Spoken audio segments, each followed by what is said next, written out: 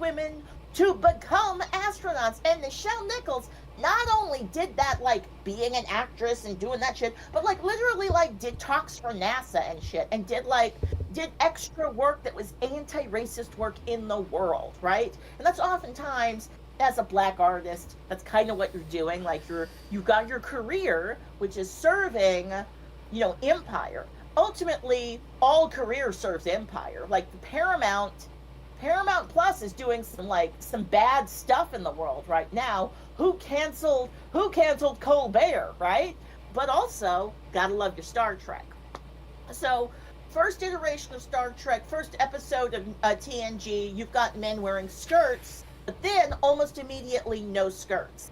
Some guy, who was it? Was it Rick Berman? I don't know. I'm not going to say, but some guy was like, no, nothing that can seem like gay characters. And there was a couple of writers who were working on Star Trek their entire life. What about Angel One? What about Angel One? No gay characters. Huh? No gay characters, yeah, Angel One. Those men. Oh, we're totally live streaming now. Amazing. Oh yeah, no, okay. You were talking and I was like, I'm done. So also, I just want you to know that Walter Koenig is of Russian heritage. Of his parents were Russian Jewish immigrants.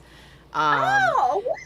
So they got a Russian to play a Russian, or a person of Russian descent to play a Russian. But I did want to make sure that I was like. Because I was like, I think he is. And so I looked it up while you were talking. I'm going to resist the dog leg that is talking about Angel One. But oh my God, we could have several conversations.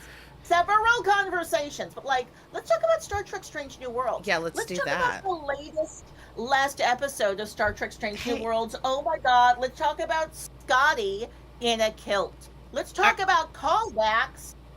Let's talk about callbacks to the first episode, or the pilot of Star Trek Strange New Worlds, because this episode was full of callbacks to that episode. Of nice members. It had nice members. Like, nice, remember that? And I was remember. Here's the thing. I think that the writer's room for Strange New Worlds, they know that we're watching and we're so genre savvy. They know that we know what a show is shaped like, and sometimes we can kind of guess what's going to happen in the show just by what happens in like the first couple of episodes, the first couple of scenes. So this was such a smart, clever episode because it was shaped like this is the end of all of the Strange New Worlds. This is what do you call like the epic finale of like a whole show? Is there a special name for that? Like, I don't know it. Finale, but they have a series finale. You have a series. All right. But this wasn't a series finale because we are going to get more episodes. But still, I was thinking the same thing. I was like, oh my God, they could have ended it with this. Yeah. What? Here's the thing. They shaped it like that because how do you maintain surprise? How do you maintain awe and all of that in a show that's a prequel to a sequel, and characters are time traveling and they all know what's going to happen to them in the future, and yet go ahead. Yeah, it's prequels to sequels. It's sequels to prequels. It's also the sequels to another prequels. It's fantastic. I did want to let you know that I did not get these pictures in order. I just downloaded the batch of them, so that'll be fun. Sweet. I don't care. That's good. I don't mind. I want to riff on. Yeah. So this, I absolutely love the prank of First Captain's Dinner. I don't know why, but it is genuinely like when he walked in full uniform, and because like. They didn't even have to say it. They didn't even have to say it right away. I loved everyone's street clothes. I have pictures of everyone's outfits. Like, look at that. Like, future. The future. I'm loving the future. Yeah. And like, look at her shorts. Like, she's wearing such a mini skirt that she has to have black shorts underneath. So she's not being inappropriate. That's how short that skirt is, and Oops, not that one. That's the fashion. Not that one. Oh, there it is. There it is. I loved, Yes. so this is a really good one of like, I Look at loved, Claudia's. yeah, her caftan, which was like very, very her. I loved Yes. everyone's awesome. What was super awesome is that Spock was in uniform. Yes. Like just Because his that's not his dress uniform because he's not going to just a regular dress up, uniform. but his normal Because clothes. that's Spock. Those are his normal That's Spock. clothes. Because they'd be like, "Yeah, come to the party in 100%. your normal clothes," and he's like, "Okay," and And and it's then he'd be just like like, a regular his uniform. uniform. He's like, "This is these are my clothes. This is what I wear." Yeah. Like he has dress up Um, clothes, and that's not this. I also really did love. I loved Marie's outfit. I thought it was like a really yes, cool, the like off the sweatery shoulder. dress thingy, and I was like, "That's super, Very super good." TNG. They did a Very TNG fashion coded. they did an excellent job of like. I already liked Marie. I knew Oh she was yeah. gonna Oh go. yeah. I knew she was gonna Well, like go. here's the thing. But You like, and I have been talking about her being a minute away from retirement from the yeah. first episode. I remember we reflected on the first episode and we were like, we're never gonna see this bitch again. And then she came back and we were like, oh, we're gonna have to see her die. Like that's what's gonna happen with this character because they can never get together and Pike is such a good dude. He can't be in love and like be at peace with another woman if his real partner is still around and available to him. So Oh it was a yeah. Oh narrative yeah. problem. They had to make it so that his relationship with Marie was a closed loop. And it was Yes, it had to sad. be finished. He had a Yes, wife that he lived a very yes. long, full, and complete life with, and then she died Holy the shit. end. So Doctor Who. So Doctor Who It, coded. But before we get there, I want God, to it was just good. take a step back. So Mhm. that first because like this did make me a good Star Trek episode, or actually I'm gonna say a good episode finale or series finale will make you go back to the beginning of the story and do a rewatch. This episode made me immediately go back, partially because of the excellent writing in this opening scene. I wanted to revisit the scene with Uhura because I remember Uhura getting hazed and not liking it, being like, I don't know if I like this. I see them all acting like this is fun and cute, but I don't know if I like it.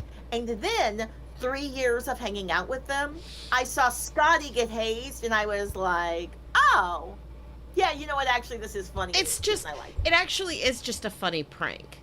Yeah, yeah, it's It's totally. because when you're an ensign, you're being invited to have dinner with the captain and with like the It's big such a big people. deal. It's a big deal.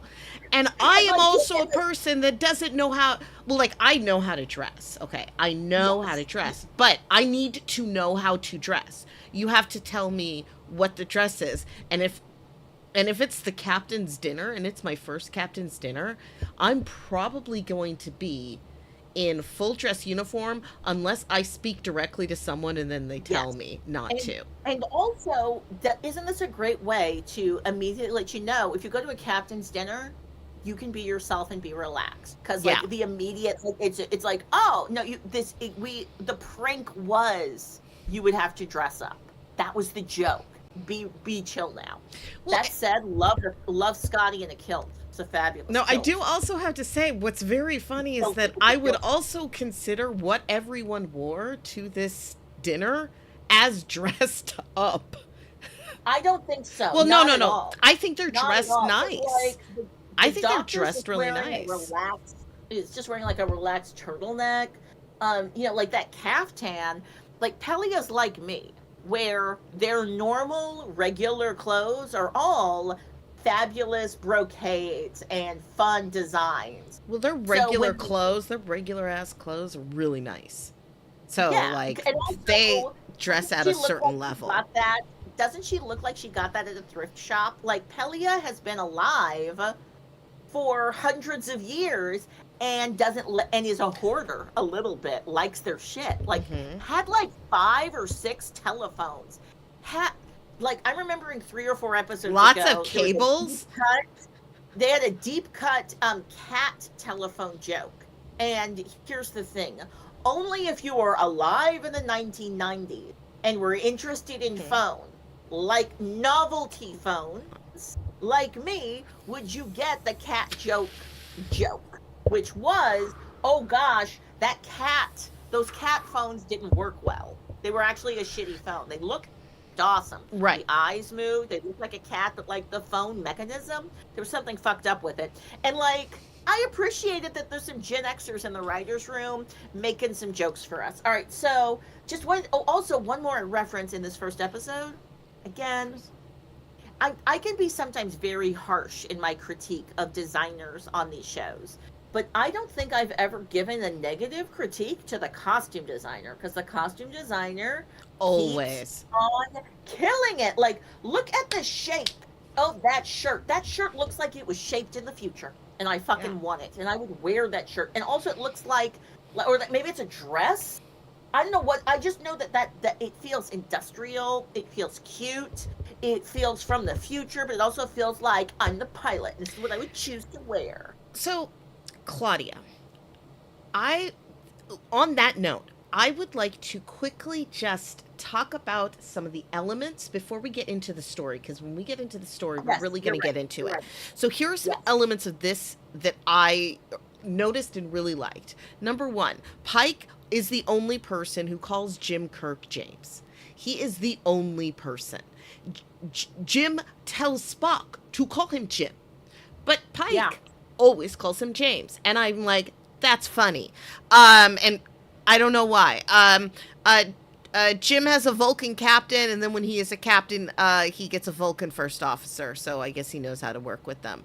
I really liked all of the Sam Kirk in this episode. Of like Sam Kirk's actual subject matter competency about like xenoanthropology and xenobiology, and like how other, like, they actually used and utilized him for his actual job. My only issue is that we have not seen him hardly ever this entire season. Where has he been? He was off hiking. He was just doing a solo hike. A really long, it's so funny hike. Though. It's so funny. Every time you see Jim and you don't He's see like, his where's brother, Sam? They're like, he's Sam, on a solo hike. He's not even on a solo hike. He's hiding because he did not actually want to see. He was just like, I do not want to see my brother.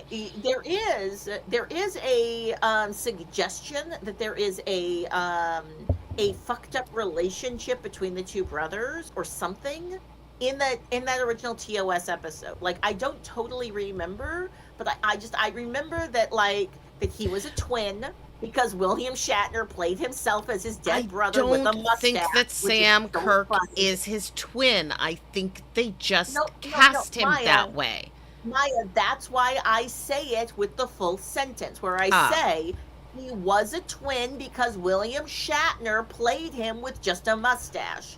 And so I was very disappointed that they did not keep that for this iteration. I wanted them to be played by the same actor, because that would be funny. Well, see, here's the thing. It would, but, like, finding a Sam Kirk is easy, because we don't know anything about Sam Kirk. Finding a new Kirk took them longer. Finding a new Jim took them longer. And it had to matter. They couldn't just... Because it had to be the same guy if they were going to do that. No, but also they weren't trying to do the joke I just told. They were like, I do think that, like, the people who are working on Strange New Worlds have watched the original series at least once, but I don't think they're the kind of people who are trying to make TOS deep cut jokes. All right, what are some more of your points that you liked? I'm picking up what you're putting down. Spocko. I'm picking up what you're putting down, Spocko. I like that.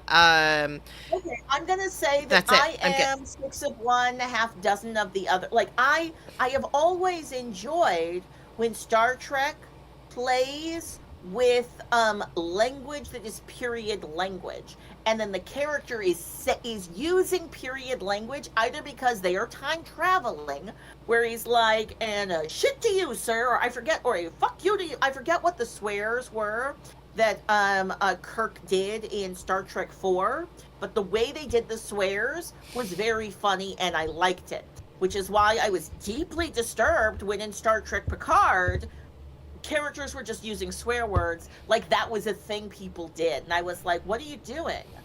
I thought this was a linguistic thing that they had stopped doing. And that's, I'm, what? Huh? So I enjoy Pelia doing period linguistic stuff. It's much like Tom Paris would also sometimes do period linguistic stuff that you believed because you're like, oh, he watches movies and TVs and he picks it up and he's doing it because he's a gigantic nerd. And he's like that kind of nerd that like does that. I have enjoyed Pelia's 90s references. And then just also some other, because picking up what you're putting down is not a 90s reference at all, but like they're like 70s, 80s, 90s. Yeah. Like they're making references that a Gen X audience or a boomer audience would go, oh, I recognize that reference. It's like they're talking to me. It's like to a thing that I'm familiar with. God, why are we making? We're doing the same face. That's the thing. But like that's the thing. Like they're like, all right, so how many member jokes should we make? Let's make like 7 members. We're gonna make 7 member moments, and then we're gonna make I recognize that reference. I like it when they do it like that. When they do it as like when the music is a contemporary music, and like the entire set is set in the future and it's totally alien, I hate it. Which is why I critiqued the sound design choices so hardcore for previous episodes. This had some real nice musical moments, and Agreed. I really that was something I also make note of. I think it had some musical moments that were subtly referencing Doctor Who. Okay, I'll listen to that later.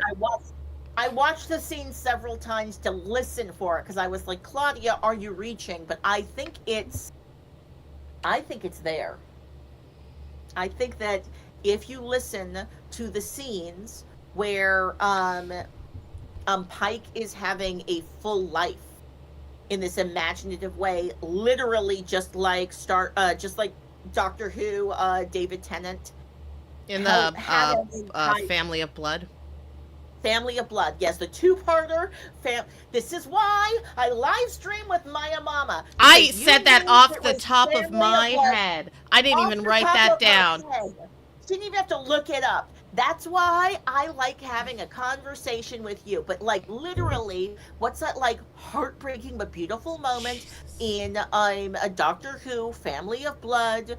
Dr. Tennant's doctor has been made into a human. He's with somebody who he loves, but they are doomed. It's a doomed romance. It can't happen. He has to be turned back into a Gallifreyan, and he can't be doing this no more. Mm-hmm. So somehow with his Doctor Who powers, he's able to have them in their minds live an entire life all the way to his death. He gets to see what could have happened and then make it was so sad. It was so sad. It was beautiful. Sad. So I don't know, Maya, you're saying he gets to see. I thought that like that, like in the poetry of the episode, it felt like that happened for her too. It happened for all of them. Like that life happened and then it was over and gone. No, but I thought she lived it too. It didn't happen. They just remember it. Yes, exactly. That's like all. But it never happened. Well, here's the thing. It's like it happened in an alternate dimension. So they remember it happening, but it never happened. Right. It's like Marie playing with time in this episode. Exactly. It's like if you were somebody who could control all of time and space, maybe you would have the ability to do that thing. She realized that, like, so first she realized, also these costumes. Oh my god. All right. Well, okay. All right. You say the thing you're going to say, and then we're going to talk about the costume. I forgot. So go. God damn it. Okay. That's I really wanted to hear what you had to say. I'll remember. All right. Who's your favorite out of all of these? Who's your favorite? Like, okay. I would wear. Oof. Okay. All right, I think I'm gonna go then. Okay, I'm gonna say I I like a can only mixture pick between La'an and Una's. I want a mixture between one. La'an and Una because I like the thing All over right. her head, and I like the the green. pants. Yes, They they're seem like I all- can move around like and like kind of I like. think Una's- I think Una's wearing pants too. I just think they're heavily pleated, so it looks like and have a wider leg, so they look like a skirt. Oh, then maybe I They're would all- wear that. Then maybe I would just wear that. So things that I noticed here. I loved Una's outfit. I was like, oh my god, the pleating, the layers. I am here for this. It's giving a little Greek goddess, but I'm comfortable with it. It's okay. Fully, I'm not fully. mad. It's very matronly, but like also still okay. No, not matronly. Not matronly. Yeah. That's not the right word. Like, and the thing that's on the top is kind of it is conservative. Like it is giving I'm covering my hair almost, but not really. It's like like older woman elegance. That's sort of what I'm thinking of, and I don't love that for this character, but we can go on. I know. All right, so I'll say a couple more things. One is, so the religious or like whatever planet they're on a planet that has a very specific and extreme religion, right? So I was like, oh, can you have your hair showing or you can't have your hair showing? Like the choice to have Uhura in a cool fashion choice that is fully covering all the hair and then has this cool swoopy down thing, I was like, fucking hot. That is so cute. I love it. And then you've got Una wearing something where you can see a little hair here, and this is reminding me of countries where you're not allowed to show your hair. But then you've got Christine and La'an. Well, you've got La'an with the hair fully out and like flowing, which is like not usually how she wears her hair. Because I'm like, I thought you wanted to be able to fight, and probably you would be the one to choose you have your hair back in braids so it wouldn't get in your face. She always not does. Sure about the hairstyle. I don't know. She just wanted to change things up. It's for funsies. But also, yeah.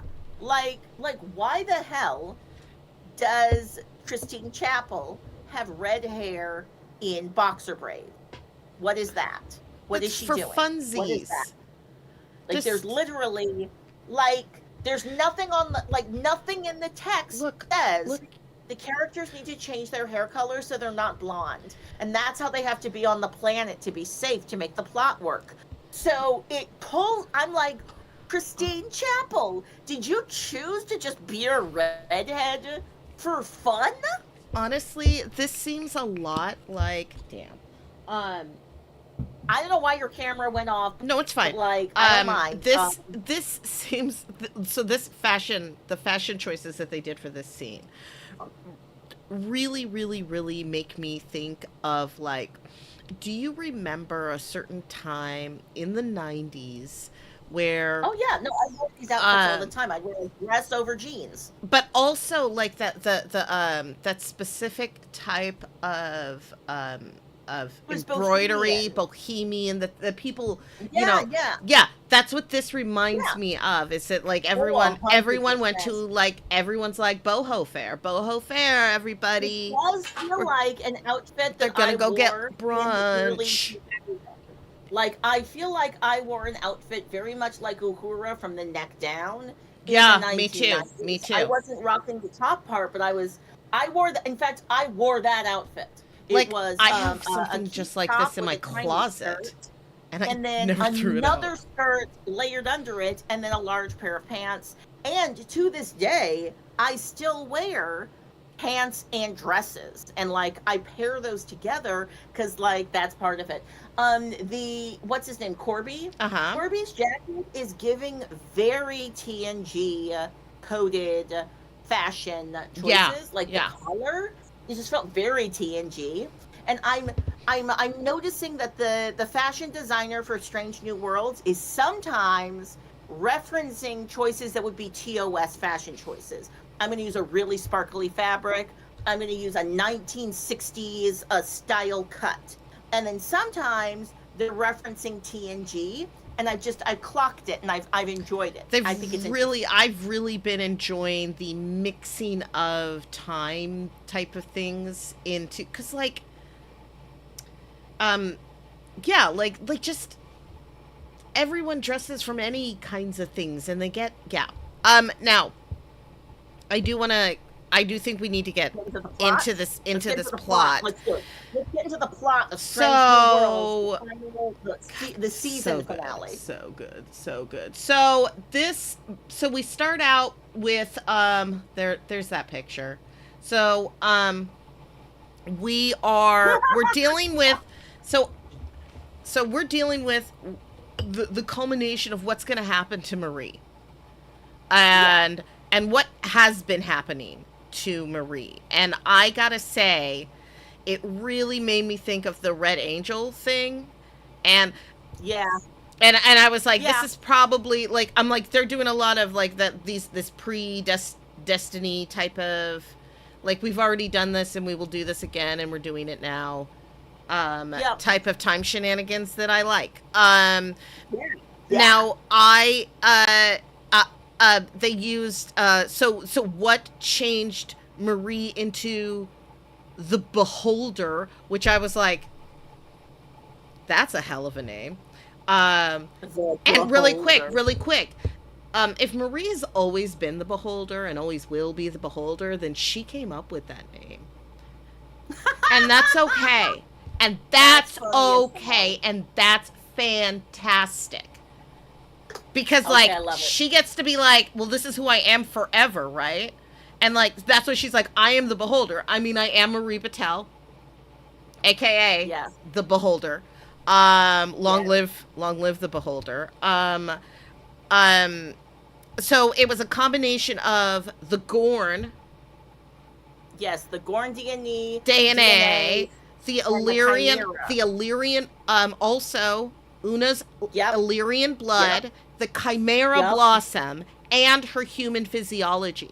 And with those powers combined, she is the Beholder. I appreciated how they introduced new story elements in Strange New Worlds in season 1 and season 2, and then they paid them all off in season 3. So, like, the Illyrian blood, that was a season 2 big plot point. And it's been used a couple of times, and now it's being, so I've enjoyed sort of like the growing into some of these ideas being part of the Star Trek DNA. I like it a lot. No, I was worried at the end of, what's the episode where we lose Gamble? Is that... Ensign Gamble? Is so that worried, what the were you worried Salot? About What is Starfleet? So what I was worried about... what I was worried about at the end of that episode was that little glitch at the end that was on the screen. And I was like, is this just going to be one of those, like, bullshit things that they just never talk about ever again? Because they do that all the time in sci-fi where they're like, the end, ? Or is it? Maybe. It probably is. We're not going to pick this up again.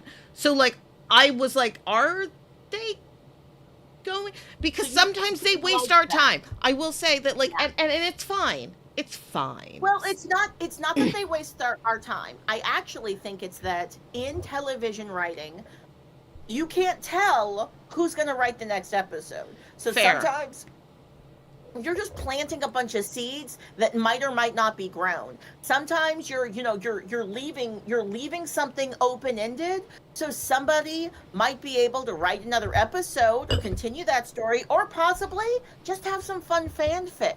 Or so, like, I actually really appreciate that Star Trek has a lot of seeds. I actually don't like when stories try to close the loop completely. Sure. Because it doesn't give any room as a fan to, like, imagine stuff. But I didn't think that was going to pay out as quickly as it did. And it really did not either. So I was just like, here was the thing. It felt like, I was like, oh, thank you. I wanted a different ending, though. Like, all right, so I loved that, like, they set it up subtle. I love that that's like, ooh, Gamble's back, But I was Not like, Gamble. oh, well, here's the thing. Gamble's body is back. Gamble's body has been reconstructed. I wanted it to be somehow that Gamble's eyes were back, and I was seeing that actor with their full body, and like still being evil on the inside, but seeing them with their full body. And then at the very end, instead of them getting killed by the Beholder, Like I would have loved restored. the Beholder, yes, restoring Gamble and us getting Gamble back. That's That would have been, I really, really wanted and I kind of needed it because I've already had the I feel bad for losing an ensign story, and I wanted them to save an ensign. I wanted the ensign to get saved. The poor I wanted them to. Well, he wasn't a red shirt; he was a white shirt, but still. he was a red white shirt, and he or a white red shirt. That's it. Regardless, we were sad that he was gone, and I wanted him to be fully restored. I was bummed they didn't do And that so as a story. I had the opposite feeling because I sometimes we lose a character in a really awful and abrupt way that doesn't make sense, that feels bad. Like they just die. And that just needs to exist in the and that universe. has to That exist. universe to be And whole. and the That- way that the universe works is that the second that that ball exploded, Gamble died. He was Yeah. never alive after that exact second. Well, It was just Maya, the creature was- taking over his body. I agree with you. It just would have been nice. As an audience member, I would have bought and felt like it was fully justified that the Beholder, because of their ability to fuck around with space and time, is the only creature, and only in this one moment of the Beholder becoming the Beholder Sure. would that moment even be possible.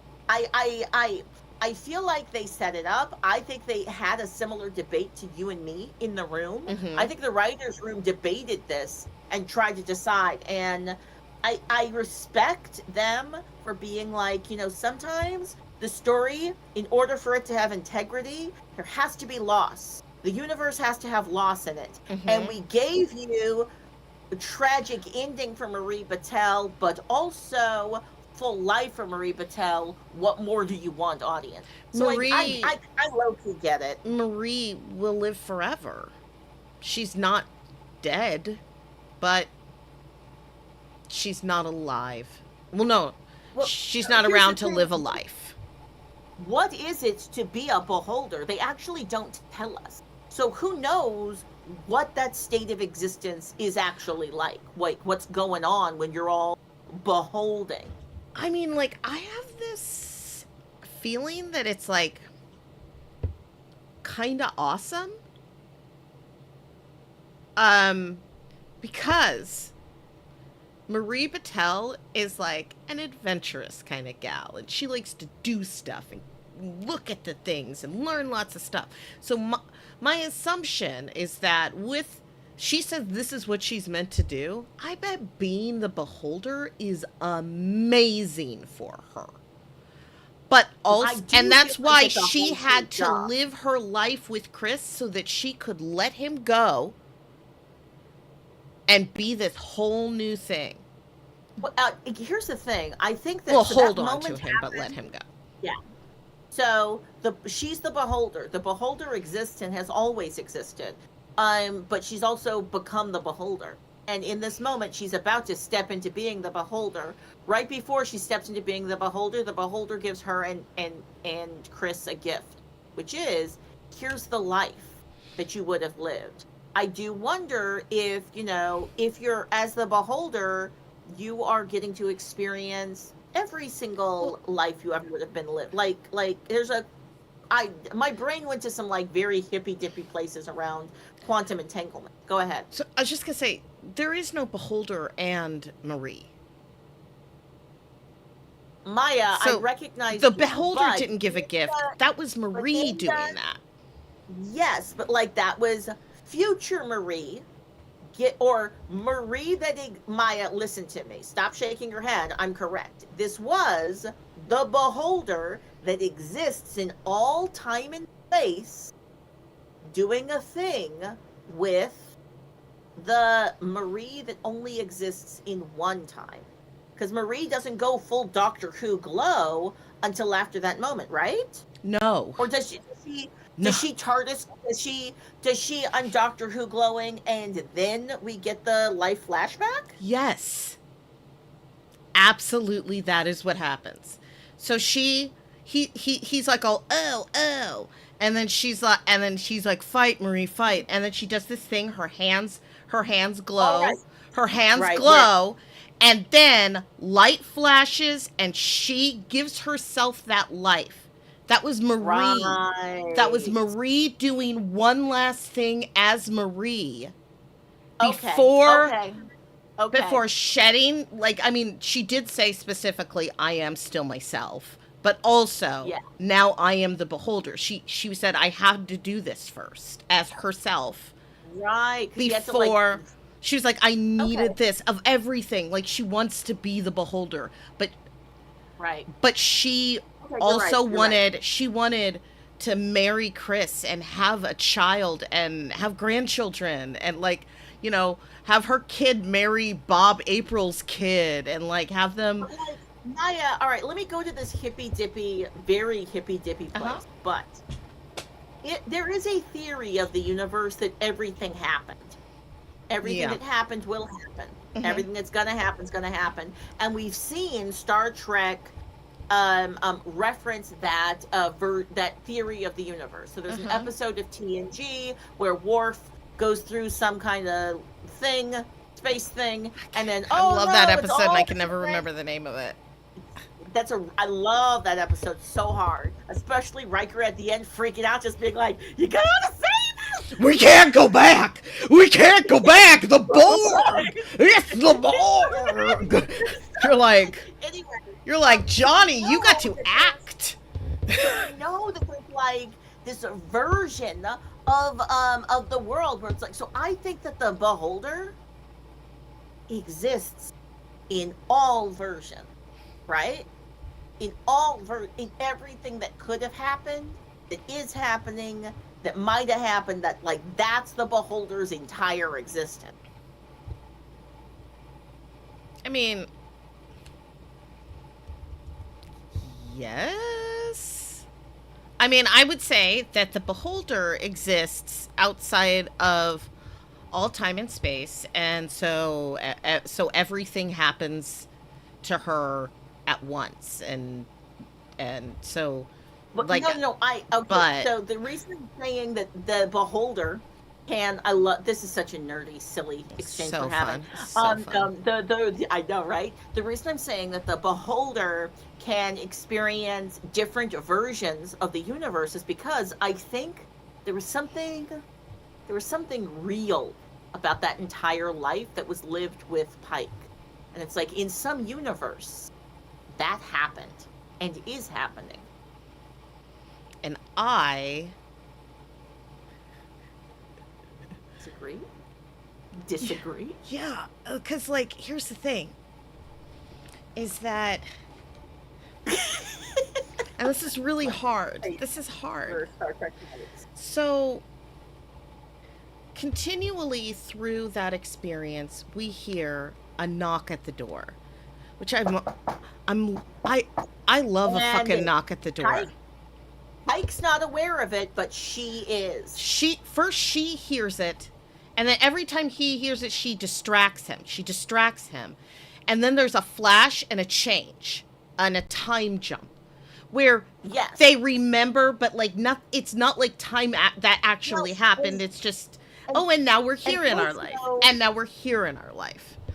But also, like, in those moments, it would be like, oh, somebody's coming to the door, and somebody would take a step to go to the door, but then they turn their head to see something else happening. Yes. And that would be a time skip. So it's like, oh, I'm seeing a puppy, and now I'm looking up, and now I'm seeing that actually it's a full dog, and the child just time passed. And I never actually made it to the door, but there was the story that something happened. because of what happened with Yeah, the door. like there's a knock at the door. He's about to get it, but then their daughter and Ethan April show up and are like, "We're getting married."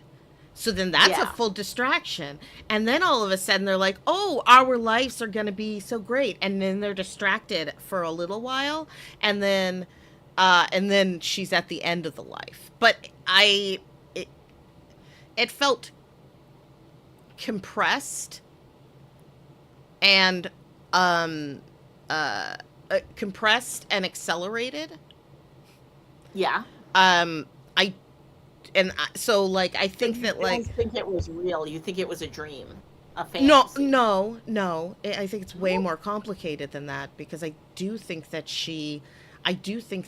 in some ways she sort of like took her and Chris and she took the two of them and pulled them out of time and created this little thing. Yeah, create like a little bubble pocket universe for them to. And that knock, that was reality. And so she was like, that's why, like, at one point she's like, "Chris, come back to me," because he was about to go. And she was like, and she's like, not yet. Like, "Chris, come back to me." And then he's like, and then that's when I think he kind of started to be suspicious, but also wasn't going to rock the boat. Well, I'm remembering again. This entire section felt incredibly Doctor Who coded. There's a very specific and pointed Doctor Who reference made by Pelia, I think, being like, "This reminds me when I was traveling with a time-traveling doctor." And well, she said a time-traveling doctor. So here's the thing. That has two. No, that has two references. Yes, it's a Doctor Who reference, which I just don't even want to touch Doctor Who references associated with this show. I don't want to. And no, don't even want to touch it. I'm like, whatever, guys. I really want to get into the Doctor Who references. I know. And well, no. I mean, like I don't mind references to Doctor Who. I'm talking about Pelia being like, "Oh yeah, I know the Doctor." That I don't even want to think about it. I don't want to think about it. Do you think that was like explainable I think it was inside? Yes. I think it was in reference. It was in reference to Pelia meeting La'an. She met La'an, the time traveler La'an, who because. Is she a doctor, though? No, I think she just made up something after that. She was talking about this time traveler, and then she was like, But I think she was making a reference to when she met La'an, Noonien Singh, in Tomorrow, which is something that happened. But also, it's kind of funny because we saw TARDIS and the Doctor. Well, I'm going to say this. I don't think that there have been any agreements between the legal entities that own those stories. Right. So they can't do the crossover, right? But they want to tease audience members, so they wrote in that moment. But then also, like, this entire living a life, the knocking at the door, like in Doctor Who, there are several episodes, like a bunch of episodes that feature like being a thing. I can't think of any significant Star Trek episodes where a mysterious knock was significant. But I can name like 6 or 7 Doctor Who episodes where the knock. I mean, we even got some hold the door type of situation. Hold the door. That was from the like this. What happened has to happen to make everything be able to happen. So like Hordor, hold the door. I was trying to, because Maya, we were deep in Star Trek and Doctor Who, and then you jumped. I jumped to Game of Thrones. Yeah, which also has a time travel. It has a time travel mind kind of thing into it. That is true, actually, with magic. Mm-hmm. I mean, isn't magic just science that we don't understand? So, Isn't Sorry. magic just an easy way to tell a story so you don't have to follow rules and you can make some shit happen? No, because even magic needs to have rules. That Even said, magic Maya, has to I have think rules. that this episode specifically, and also the entire latest season of Doctor Who, they both reminded me of, they both had similar strengths and weaknesses. Both of them were doing big, gigantic, generational callbacks, like Mm, callbacks to the 1960s, trying to reference us to this original cultural property to get us yes. to like the thing that they're telling now that's supposed to be brand new and different, and also trying to bring back some of those old school enemies and stuff. But also, I want to say a more fantasy style storytelling approach for both of them, where shit happens and it's not explained. Just Well, that the happened. universe. Well, the universe is a big place. Well, that alien is so amazing and different that we couldn't even understand it. So we're just moving on. Well, that's just Trelane, but yeah, you heard Q's voice, and we're not going to look more deeply into it. Next episode, please. Everything's fine. TOS, the original series, had armies of sci-fi writers. Many of them were sci-fi writers who had already had a bunch of sci-fi stories that they already had written.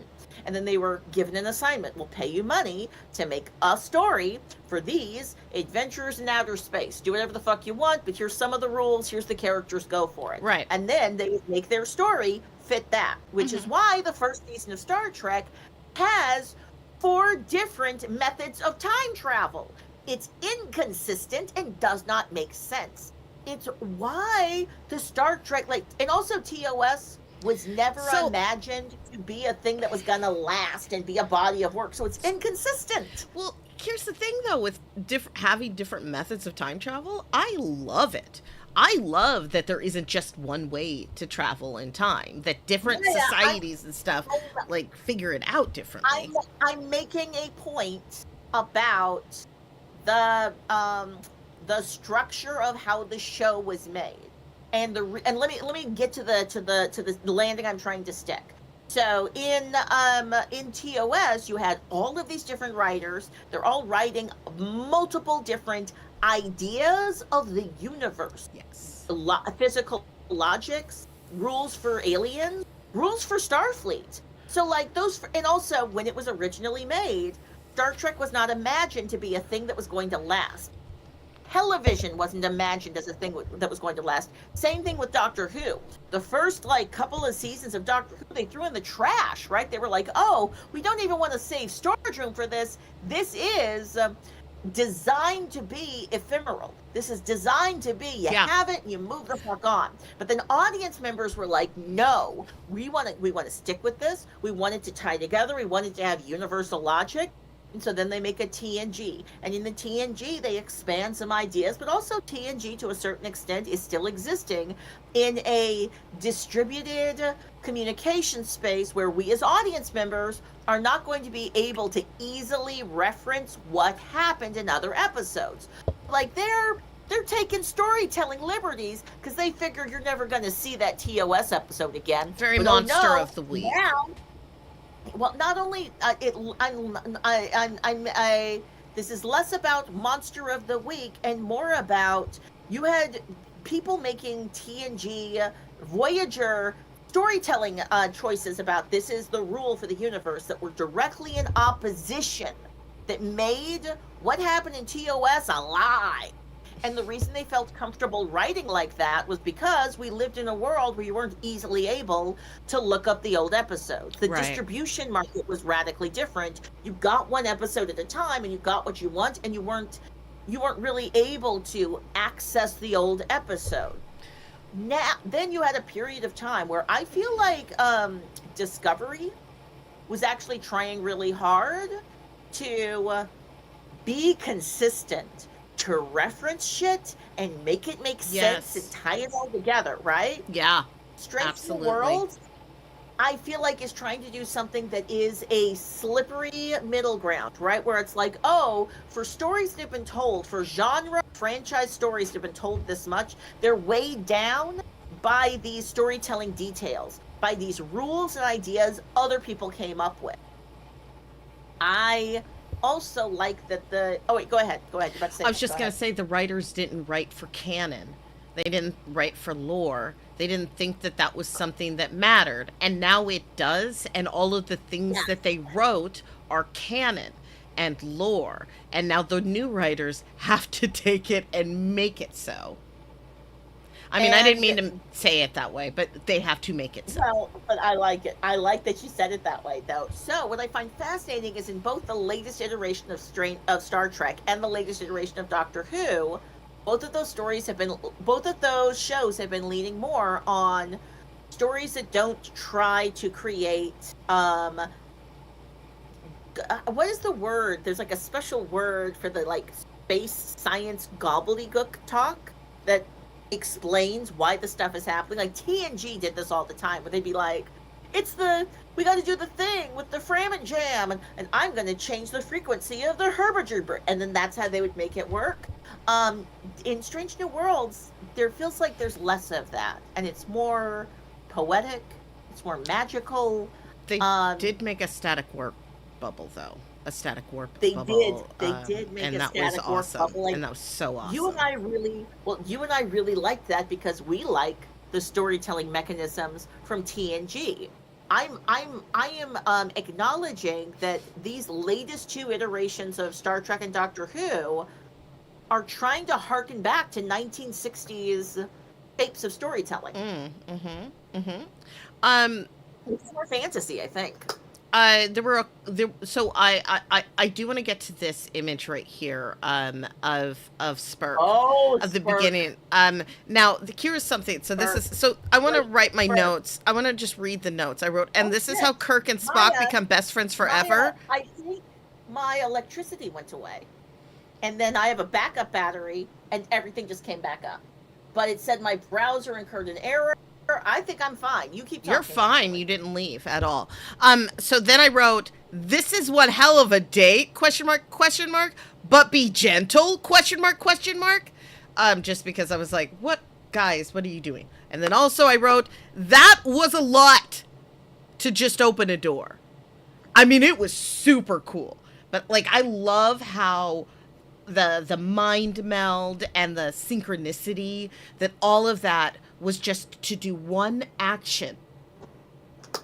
To do the beam on the door so it would open so they could go through. So that they could just go through. I was like, I love the fact that they did so much. And they really did do a lot. Because they had to get the power of the sun focused in through there. But it just was like, I was like, wow, you guys did a lot just to be like, here you go. I did feel like they set up this wall of poetry, and I thought more was going to be done with it. They also did give me a gift, which was helping me understand that several that both Uhura and Mbenga are from Kenya. Like at the top of the episode, at the party, that's mentioned, and like it's like, oh, you're both from Kenya, huh? And because Swahili is their same, is their both their It's because Roddenberry made all of the black characters from Africa from Kenya, and they all spoke Swahili because Roddenberry had a very small imagination and was like, I'm going to cast you. You're a black character. I'm going to make you awesome. You're not from the United States. You're from like fucking like Africa. Yeah, you represent Africa. You're like an African. Yeah, you're African. Your name is like Uhura. You're so black. Mm-hmm. You don't even have a first name. And a billion other languages, and you're amazing. And you're Uhura. And then later, it's just like, you know what? You're Dr. Mbenga. We're gonna make you black too. And yeah, you're also from Kenya. But he was there first, wasn't he? There, or wait, no, they were both there at the same time, wasn't it? Well, they were. All right, it's a little complicated. In theory, they were both on the ship at the same time, but you never ever fucking see Dr. Mbenga until I want to say like the second or third season, and then you only see him because they were trying to do a spin-off. They were going to do a spin-off that was like a hospital show in space, starring Dr. Mbenga, the famous, sexy black head of Starfleet Medical. And that show never got produced. There was like 3 or 4 Star Trek spin-off shows that never made it to air. There was that one. There was the one with the cat, Terry Garr, the cat, and the guy who was like something 7, Gary 7. Gary 7. Gary 7! The Traveler. And I gotta say, here's a funny thing. I wanted to see that show. But here's that a funny thing is that, so sexist. So you know how we both have the same feelings about Picard, but also at the same time, there's a part of me that likes that they brought that back. Oh hell yeah! In that second season of Picard, even though I think that's the second season of Picard is just. Oh, sorry, you can't see my eyes. Picard as a whole is a horrible, horrible show. But each season has a moments where you're like, oh, that's freaking awesome. Because the Star Trek universe is so cool, all Star Treks are awesome, and also all Star Treks are potentially awful. And you're just hoping that they're able to thread the needle and make something that is both awesome and cool. Right. Sometimes you get a Section 31. Sometimes you're like, oh, there are a few moments of awesome inside a soup of bad. Sometimes you get a Picard where you're like, this is mostly things that I would send back to the waiter if I could. But I am so hungry sometimes that I might choke it down. It's like getting a pizza with stuff on it that you don't like, or a salad, and like a little bit. Like you kind of want to pick everything off, but also no matter what, you're gonna taste some of it when you eat it. Yeah. And you're like, and that's gonna be just gonna be that. There is something more conservative about season 3 than season 1. Season 1 of Strange New Worlds, because I'm still in the spurk of it all. Season 1 of Strange New Worlds had a trans pirate. Yeah. Season 3 has season 2 and season 3 made very certain that we understood Kirk is heterosexual. Spock is heterosexual. They only have sex with people who are gendered female. They do not have sexual feelings towards each other, not at all. But also, they know there's an audience that wants some Spurk action, and they gave it to us. They gave us Spurk, everybody. Oh my God, they gave us Spurk. Here's the thing I liked. And I know it's all the time. Yeah, but here's the thing that I liked, and I realized that yes, I will acknowledge the heteronormativity of it all. But when La'an came to fetch Spock for their date, I appreciated the fact that she was like, oh right, and this was not the first time. Now, like, okay, technically speaking, La'an and Kirk were never in a relationship. That was a different person.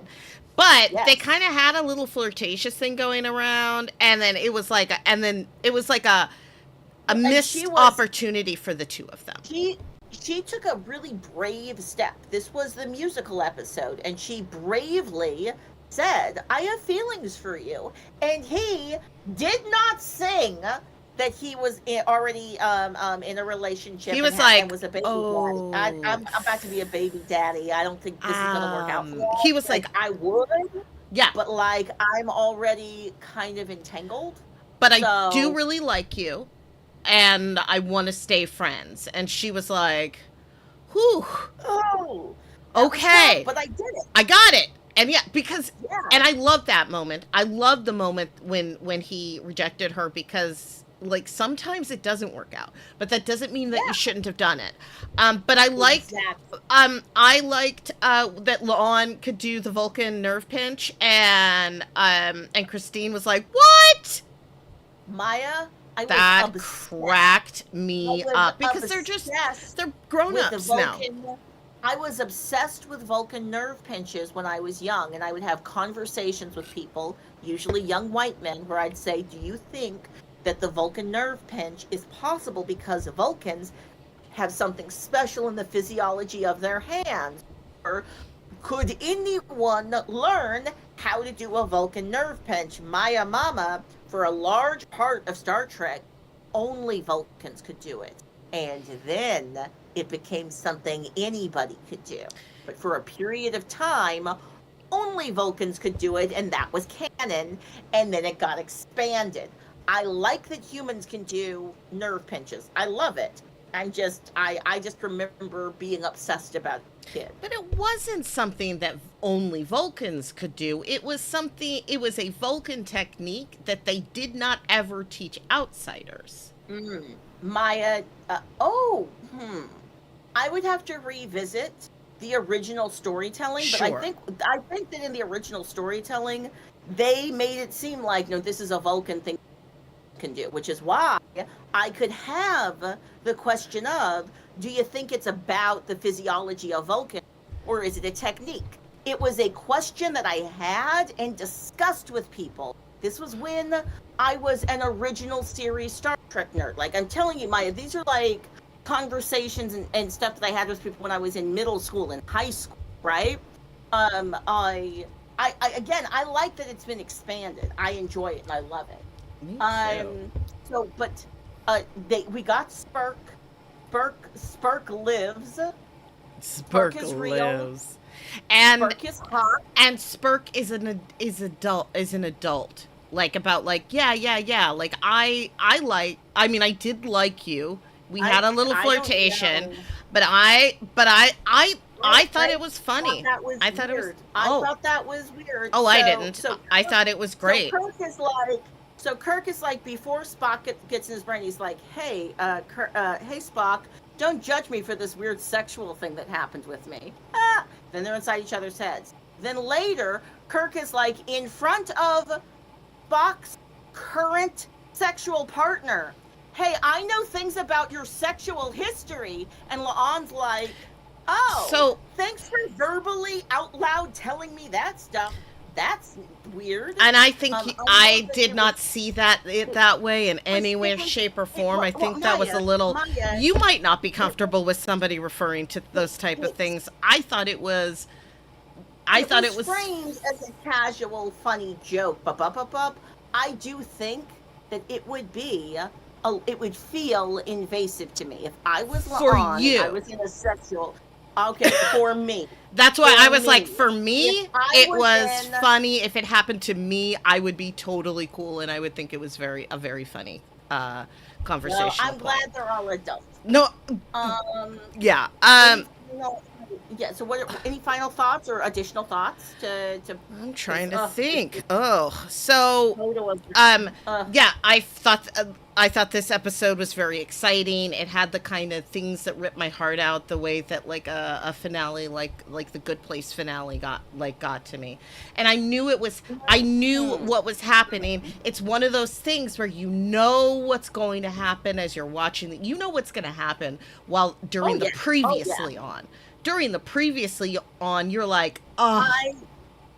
That's why oftentimes I like to skip it, because I'm like, I don't want you to tell me what's going to happen in this episode. I actually really hate the previously ons. I hate previously ons. They almost always ruin a storytelling experience for me. I try to skip them.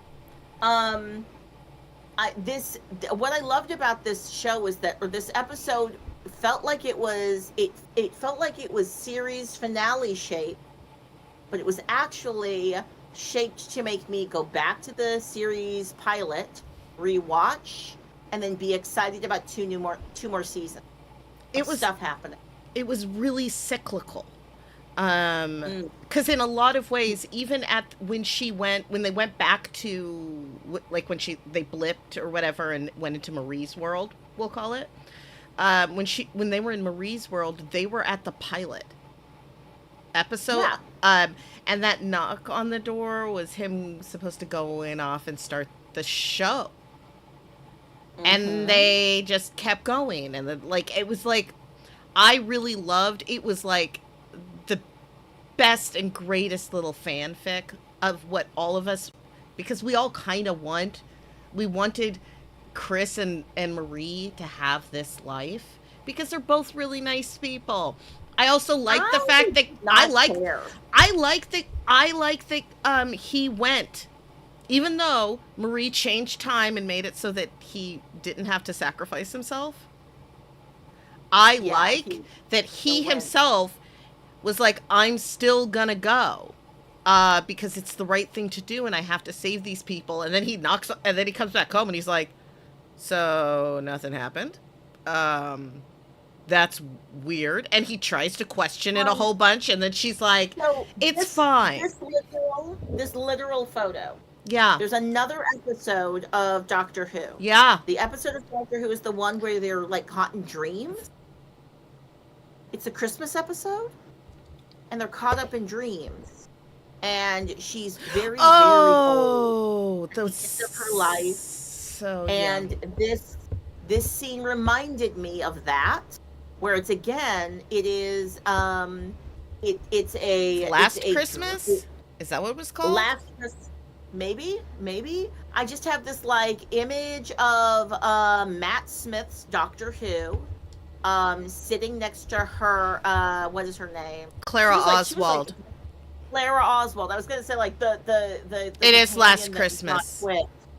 Um like she's old in bed and he's old or something and they're next to each other and like this scene reminded me of that a little bit as well. Like again, this reminded me of like 2 or 3 different Doctor Who episodes. Yeah. In the music that was playing in the background, it felt like it was very silly, trying to like introduce just a couple of themes where you hear like a and you'd be like, those 3 notes next to each other, I feel like you are just doing just like the just tiny little so you can get away with it, but it's there. See, and those felt really like classic Star Trek to me, and maybe it's because it's classic '60s uh, science fiction music writing, and that's why I was like, oh, this sounds really, really like classic Star Trek, but also really, really, really classic Star Trek. It sounded a Also, lot like really, really I classic could Doctor be Who. I could be reaching too. Like what I like is that I listened, I heard it. I wish we could find the sound designer. I don't know if the sound designer would be willing to have an interview with us since I so harshly critiqued their sound choice for a needle drop moment with the Vulcans 2 episodes ago. But also, I really like their work and the work of the sound designers is so necessary. Can Like this is oh, go ahead. What do you want to I show was just me? gonna Oh say, yes, this so one. of one Yes. thing, I love this. I that love this. happened in this, also you really get to see the outfit, and you do get to see if you look really closely that Una Oh my is in God, fact that's wearing pants. strange. She is but Una is in I fact told wearing you. pants. I You can told you see they that were all those are pants. pants. Uh, Yes, I enhance, love it. enhance. No, I'm sorry, just kidding. I'm not That's gonna amazing. enhance. I'm not gonna I enhance. love that though. I But she freaking is love definitely that. wearing pants. There was Oh my God, there's this is one moment strange. in this episode that I don't think needed to happen, and that was like all of the cult people gouging their eyes out. That didn't have to happen, and I didn't like it. Um, but It had also to it was fun. happen, I don't Maya. like it. It's so Maya, gross. you know why it It's had to happen? bad. It had to happen because in this episode, the character that is the evil Gamble, Uh-huh. evil Gamble The has to be shown to be the ultimate evil. What's the most evil, ultimate evil thing you could do?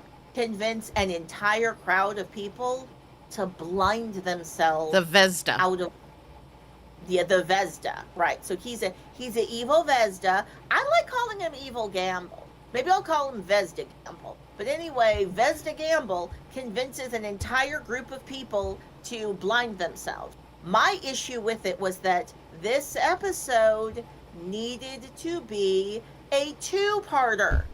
It did not, or it needed to have another half an hour.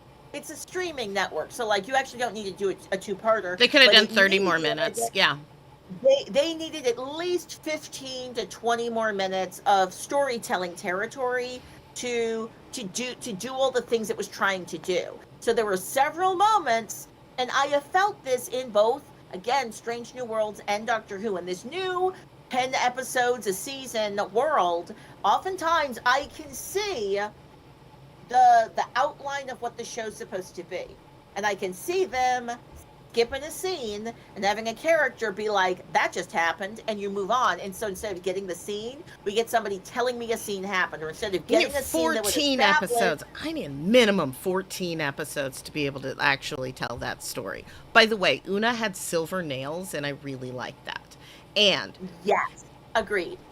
And like they went to a point, and it was cute. I agree. And it was a very sad moment when she hands the glass to Captain Pike to, like, because she's like, "Do you want to talk?" But like, I did just for a minute go ooh to her nails, which was thing. Also, I imagine, and this is headcanon, that when Sam and Jim actually sit down and the music swells and we don't actually hear what they're saying. They're gonna be like, all about Spock? No, they're just gonna be like, where the hell were you? I've been trying to like get together with you for like 8 months, dude. And he's like, I came to the ship and you went on a solo hike. Oh like, why? I had to hang out here on the ship with all of your friends. I mean, they're my friends too because they like me more, but still, man. That's so like, funny. that's just because, like, right. Like, well, You're right. Yeah, I think that Sam did some Big Brother shenanigans, which is and I say this as a younger sibling, that sometimes the older sibling is just gonna like live their life, and they're like, yeah, I'm gonna go on a solo hike. Oh, were you gonna be here? I'll just see you next time. And I think that legitimately that's what happened. I think that they were like, brother? Wait, so Sam is the older brother. Sam is the older brother. Jim is the younger brother. I've had no moments that have felt like Sam is older. I've had no moments that have felt like that at all. Oh, when they had there was I think it was second season, and they had a conflict when they were talking about when Jim got the lieutenant commander and the first officer offer on the Farragut, and Sam was feeling really shitty about himself because he was just a xenobiologist on the flagship, and they talked about how there were a lot of expectations for Sam because Sam's the oldest, and Sam and it's his little brother who surpasses him, like, career-wise in every way. And it's kind of embarrassing, but he doesn't want it to be embarrassing. Like, he wants to be happy for Jim, but also, like, their dad is an asshole, and it's just like, look how great my son is, and he's only talking about one of them. And it's never Sam. It would have been awesome to have a Sam's dad, no Kirk episode. Agreed. Like an episode that's like, or like a Sam-centric episode without Kirk. I'm sad that we didn't get to have that before we got these episodes. Well, because it would have been nice if Sam was just a little more established. It does make me wonder where George Samuel Kirk, the father of James and Samuel Kirk, where he is, because I don't actually know if he's Thor. Alive. He's busy playing Thor. What I love is that it's established that Kirk's dad, like the captain of a ship, was really awesome. In TOS, I don't know if we hear a lot about Kirk's dad. I feel like we might be referencing he's a hard ass, like trying to please him and stuff. Yeah. I feel like we're gonna have to meet Kirk's dad. I hope we meet Kirk's dad. I would like to meet Kirk's dad. I mean, also, I think that would be really awesome. I thought we were gonna meet Sybok this season, and there was no Sybok. Again, they didn't have room. Like, they had to wrap up. They only had 10 episodes, and like I do have to say, they did a very good job of sprinkling in creating the Beholder, the Beholder, without me clocking that that's what they were doing until the very end. I liked her little star eyes. I thought those were cool. I kind of wanted her to look totally like that. Like, her whole head and body, like her hair disappeared and she was just this like star body Well, thing. I thought that would have been like cool. that But but look what she turns into at the end. Like at the very end, she becomes Starbody and like then she, loses her hair. but it's so fast. Like you don't really Yeah, get to you're see. right. And then she becomes the pretty statue. Now the statue is, I don't know if you noticed, but there is a moment. I'm getting to the statue. It's coming up. There is. Oh, also wait, real quick. I like this little moment where where they were meditating, and La'an opens her eyes and smiles, and So he cute. is doing his kind of smile, which is, you can't see it, but he's smiling too. It's like this. He's like he smiles. He Yeah. doesn't really move So his lips, but he goes like this. this is an image of this sculpture. Essentially, is an image of Marie and Chris embracing, like, together. There was a moment during right before, like, the big flash and stuff where where Uh-huh. she wraps her arms around him, and then they're in the kitchen, and it looked Right. almost exactly like this. And that's why this is just a. Wow. Oh, that's So, like, the cool. thing That's is, I said, cool. this is her. This is a symbol of her love. This is her love for Chris. And then but she also exists beyond and forever. But, like, I just really like that. Because that's why, like big portion of her beholder powers are, like, packed into the love is the ultimate power. Um, Yes. but I Did didn't hate you? it.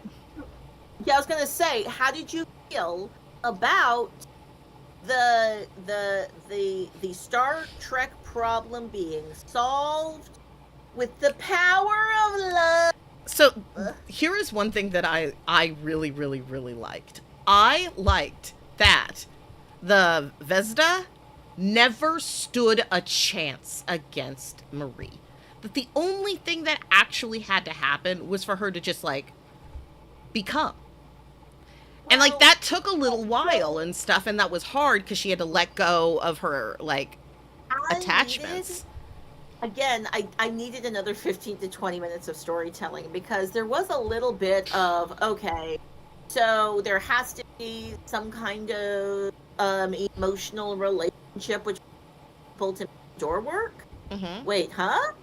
That wasn't established in the episode where people went through the door the first time, but now the door has to be a door where the two people have an emotional relationship. Why Gamble it has to be, what's his Gamble? Oh, Has to be. I didn't catch that, but okay. That was, yeah, they said it a bunch. Like, the wall with the Kenyan poetry on it that's actually a story of Dr. Mbenga's life is a trap. So it's meant to make Dr. Mbenga stand where he's standing so evil Vesda Gamble can grab him and put him through the door. And when they go through the door, Gamble says a speech about how I'm evil Gamble. And, like, good real Gamble had real, like, connections with you and stuff, and I got those in me, which is why it had to be me, and it could only be you get me the door. Mm. And I was like, huh? Because none of that is established in the episode where Christine Chapel, like they almost could have, because all the people who were in room had relationships except for Spock and Dr. Corby. They weren't lovers. So anyway, I don't know about all that. So Well, I and mean, then they had a relationship. It just wasn't very loving. and then they had to hit the door with the power of the sun to open it for the next two people, but then those two people did love each other, so there's that. But then in the end, the beholder, she's not quite the beholder, she's becoming the beholder because her eyes glowed, but she's not the beholder yet. She only becomes the beholder when she decides, I'm going to do it now, and then Yeah. glows Yeah. like she is having like she's regenerating. So she regenerates, we see her start to regenerate, and we're like, oh, now it's time. But how did Gamble hurt her? How did Gamble go in and hurt her and make some of her regeneration power get sliced and go out of her body? Because she didn't, at the time, she didn't know how to stop him. because she hadn't become herself. So he was hurting her body, this representation of her body, which is and always has Yeah. been her body. And Right. and that's why he sort of is like he mocks her stupidly, as villains do, by saying like, you're weak and fleshy.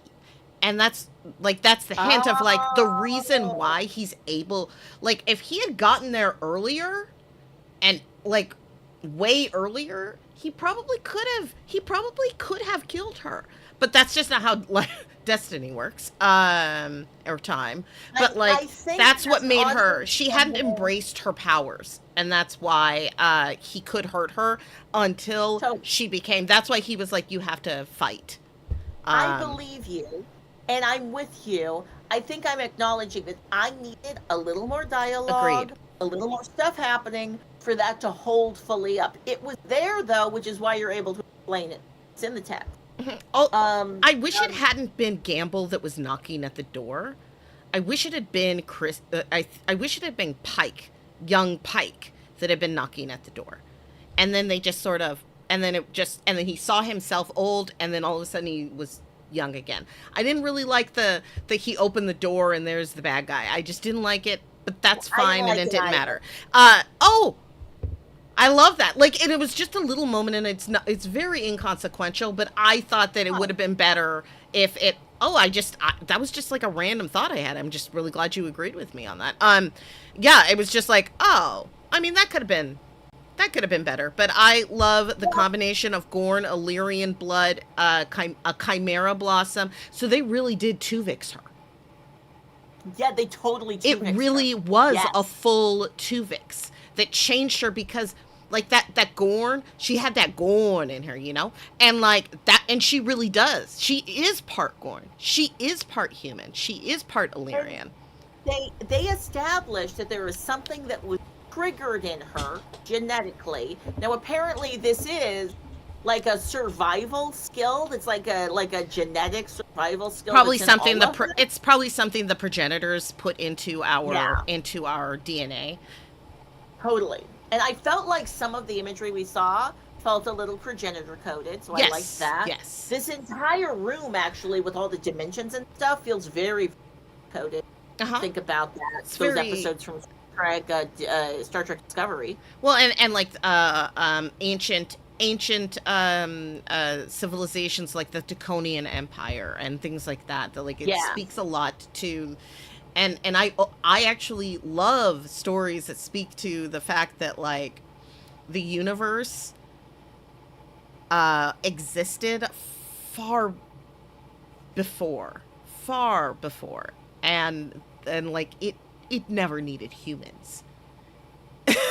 Like humans aren't the most important. There were like so many other things that happened before humanity came out of the primordial ooze. I'm just gonna go back to the power of love. Oftentimes, at the in a season finale, the reason the character is able to have the inner is because they're big mad, they love Mm-hmm. killed. Oftentimes, solution to the problem is communication. Listen to each other. I always that. I usually hate I'm able to beat you because I like people more and I have more love. But I kind of liked that, like, They did it. the Vezda are just bad vibes and good vibes are stronger. But again, I wish there was a little more meat on the bone. I desired about 10 more minutes of episode. Short, some of these. There was one specific moment that happened at the end of this episode that gave me a real sad reminder of a different episode, and that was when Pike is like, "Go as fast as you want," and it reminded me of Kirk at the end of City on the Edge of Forever, when he says, Uh-huh. "Let's get the hell out of here." Yeah. I think It's that just was that, so like, perfect. I just, Yeah. God, guys. And, like, everyone is being great, and everyone is doing the best that they can, and like, he's not mad at anyone, and no one's mad at him. It's just But like, like, it's not a hit it moment. It's It's not a just hit it. not a Like, just physical. go as fast as you want. And she's like, okay. And like, and she's like, well, you asked for it because she has to. She has to make it a little fun for them because they can't. Well, also, that's funny. That is All funny, being right. like, you just told You just Lieutenant told me. Ortega to go as fast as I want to.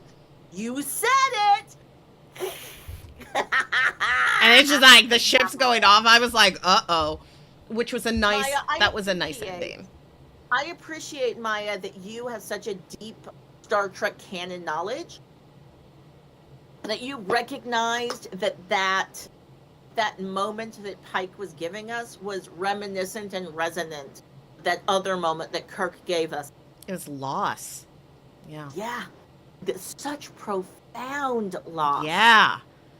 Because, like, it's also, like, to a certain extent, it's nice that captains be getting imaginary lives where they get to have a full life. Because it's like, it's two of them? Picard got to do that. Like, that's amazing. But also, it's sadder to lose everything. Like, I feel like the loss is somehow more profound because he lived an entire life. Like, yes. A lot of people, when their spouse passes away, their bodies just fail to keep thriving and pass away. Mm-hmm. So I think that this has just prepared us for the fact that Christopher Pike will never have another girlfriend. That's all. He's just going to be in perpetual mourning for the next, I don't know... 2 years? 8 years? It's like 8 years. And I forget. I think it's like 8 years from now he's gonna go into the beep beep box. And then a few years after that, he's gonna get to go back to hang out with his pilot girlfriend. I mean, I forget her name, but she's Vila. She's obsessed with him. She is obsessed with him. She's so obsessed with him. He's literally the only man. He's literally the only man she has ever met. The only man. Oh my God, you're correct, and that is weird. She does later meet Spock. Later she meets Spock. But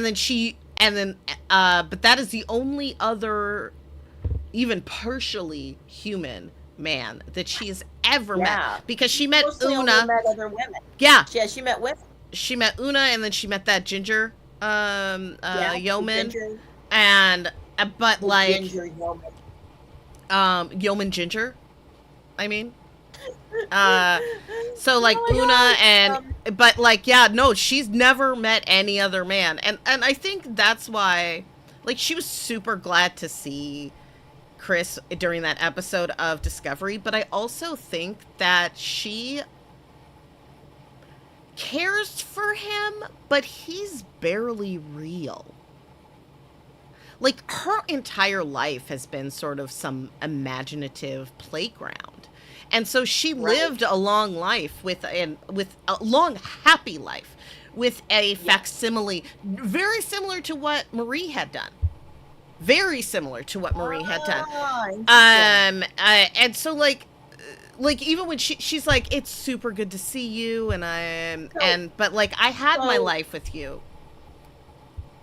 So Maiamama, I'm thinking about our future Star Trek conversation. Yeah. I don't know how long it's going to be till we get some fresh Star Trek. That's Here's fair. the good news, though.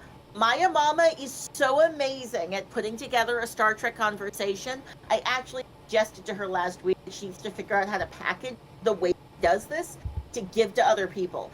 Like, y'all, I've been getting to enjoy this just as a participant. I show up and Maya will put together a Star Trek rank board, being like, here's a bunch of different Star Trek ideas to talk about and compare with each other. So, like, one of the things, Maya, I want to do a Star Trek rank for, and you're going to need to take notes to remember. Yeah, I have Star Trek rank for Star Trek imaginative alter worlds, where, like, you lived an entire life. No, you didn't. So like there's okay. I hear what you're saying. I hear what you're saying. I'm picking up what you're putting down. Let me get to the bottom of my Trek ranking. I think there's enough of them we didn't do that we could probably have a cool I think we could have a very cool conversation. Hold on, yeah, Trek rank. All of these different worlds where the character lived an entire imaginative life. Now, some of these are ones where the bad guys are trying to trick them. Because, like, you might... To me, you'll always be Jean-Luc, right. Exactly. My name is Badash. I was about to reference Minuet. I was about to reference the girl Minuet, where it's like, oh, yes, you think you had an entire life, but trying to... It's not really a memory. Sure, actually, maybe that one doesn't. No, it doesn't. Okay, well... Okay, so what counts is being inside the Nexus. Being inside the Nexus, that counts. But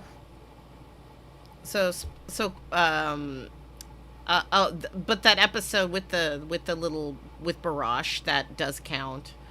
Does it count? Does time travel count? Where people live an entire life that's time travel life, but then that time travel line gets did? Yes. So like entire future times children, children of time. Yeah.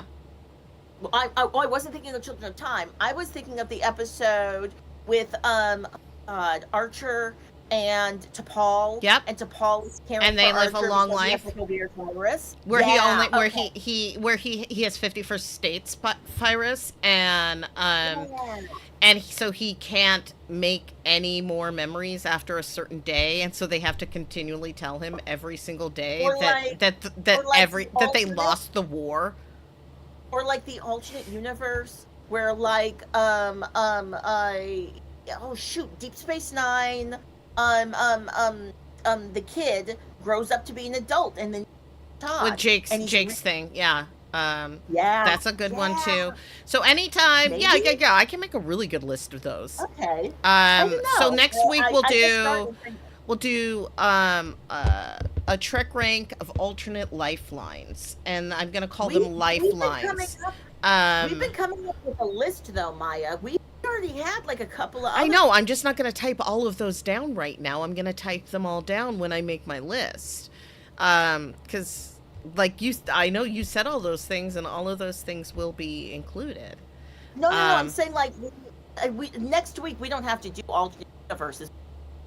Any of the other I'm mentioning right now that the next few episodes, the next coming weeks and months are going to be full of Maiamama and Trek ranks, but I also want to flight. So Trek ranking is when we're like this over that. Yeah. Trek flight is when we just pick like 6 episodes that are the best example of this Star Trek trope. So is that what you want to do? Would you rather do a Trek flight of the alternate lifelines? I enjoy doing a Trek rank, and I think that sometimes it takes doing a Trek rank conversation get to a Trek flight. Like I might need to, because I've never actually tried to think about all the episodes and come up with all of it. And a Trek flight, you want to end up with like a good flight of wine is like 6 different like versions of wine. Mm-hmm. I don't know wine, which all different varieties. Anyway. Well, and flights aren't just wine. You can have flights of food, flights of beer, flights of yes, I've had flights of juices, like an amazing flight of like different pressed juices. Mm-hmm. Oh, I loved it.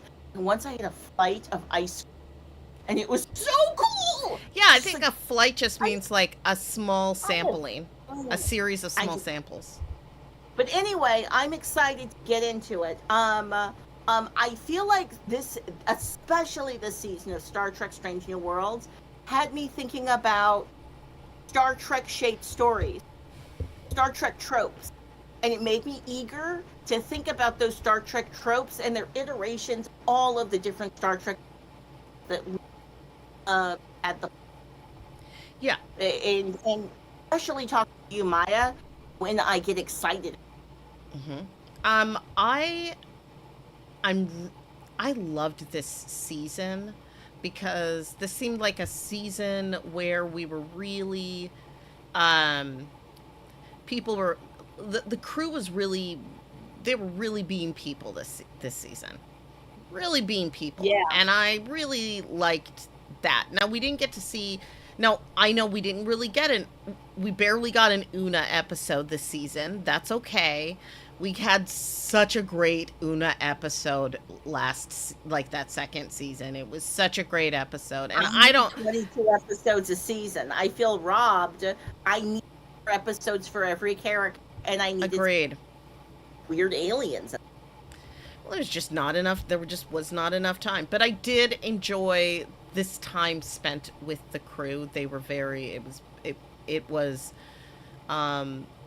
really lovely and sad. This episode in particular, it was. I mean, again, I did say earlier that in a different episode that Chris and Marie's relationship was really reminiscent of having a partner with a terminal illness, and having to deal with your partner having their own bodily autonomy, even though that hurts. That and he had to accept that, because he also has has the same type of time shenanigans.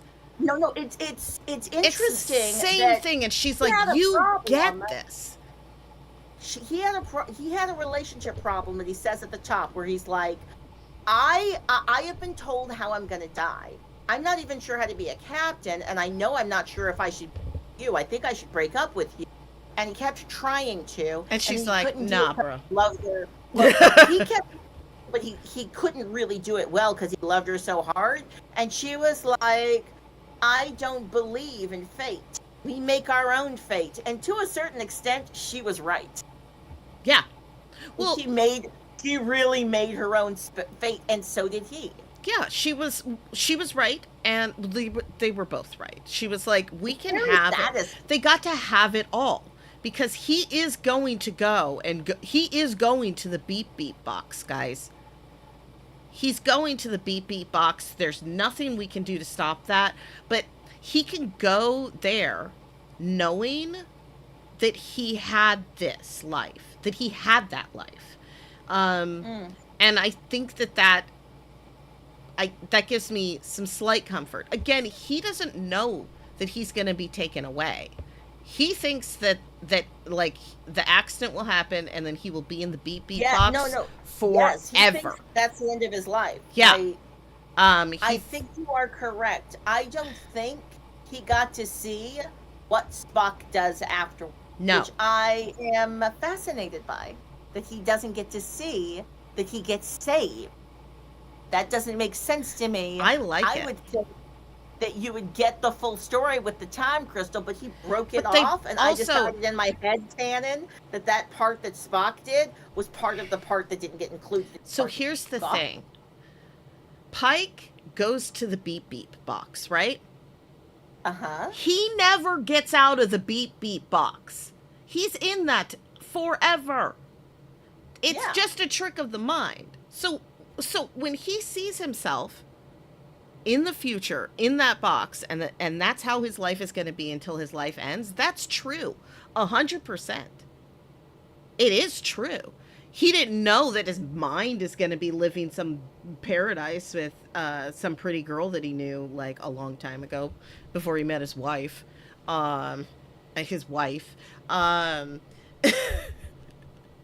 All right, Maiamama, I know we got to bring this conversation to a close. This was so pleasurable talking to you about this episode of Star Trek Strange New Worlds. I'm excited, now that we've closed out this third season of Star Trek Strange New Worlds, to continue doing Trek Talk and talking about other Trek stuff. Other Trek. Yeah. We also never got done reviewing the final episodes of Lower Decks. Star Trek Lower Decks, yeah. I think we have 3 episodes of that season I'm to do. Watch them to remember what they were. Which is that's actually kind of exciting. I'm excited. Although Maya, here's the thing: I intellectually don't want to go back to rewatch Star Trek Lower Decks. I want to go back And as always, I enjoy doing the intellectual exercise of going back and watching the original. So I sense that's probably what I'm gonna want. Now, I will say also that oftentimes at the end of a season, you and I do an introspective, and we actually do a Trek rank of the episodes. Oh, of the entire season. Of the season, and then we decide which episodes, and we put them in ranks in order. And I just remembered that, so I think we're gonna Trek rank season. Yeah. So let me just write that down, that's what we're gonna do next. I'll just put it next. And when we Trek rank season 3 of Strange New Worlds, I'm also gonna make a watch these other episodes list. Yeah, like, that's important. Yeah, like that's like I'm gonna be figuring out what are, because I don't want to do I'm just watching all of the Star Treks. I think I'm gonna be going to watch the original series episodes that have the most resonance with the episodes we watched. Okay. So next week, next Trek Talk, we are gonna talk about, we're gonna do a Trek rank of season 3, the entire season 3 of Strange New Worlds, from Hegemony Part 2 to New Life and New Civilizations. Hegemony Part 2. Because it's Part 2. It's like Best of Both Worlds Part 2. You get the so we're gonna do that, and that's Trek Talk. Hold on, we're gonna go to the thing. Boop. And now I'm going to do the... Oh, oops. What happened to the music? My music went away. So I'm just going to be talking for just a second while I start the music, like so. And then I go... Thank you so much for joining us. Trek Talk is a Calling Up Justice production. I'm your host, Maiamama. For more information on me, check out my links in the chat. That's linktree/Maiamama. And special thanks to our guest and executive producer, Claudia Alick. For more information on Claudia and Calling Up Justice, check out the links in the chat. That's linktree/Calling Up Justice. And if you want to get involved in the Calling Up Justice community, check out the links. I'm putting more links in the chat. This is from our website, callingupjustice.com. So make sure that you click on that link, check out our website, see if there's stuff that you want to do. Maybe you want to be on Trek Talk and talk to me about Star Trek stuff. Maybe you have an idea. Maybe you want an audience. Whatever it is, check out that. And also, check out One Free Community. I talked a lot today, y'all. And that's it. Okay. Peace and long life. I love you. Bye-bye.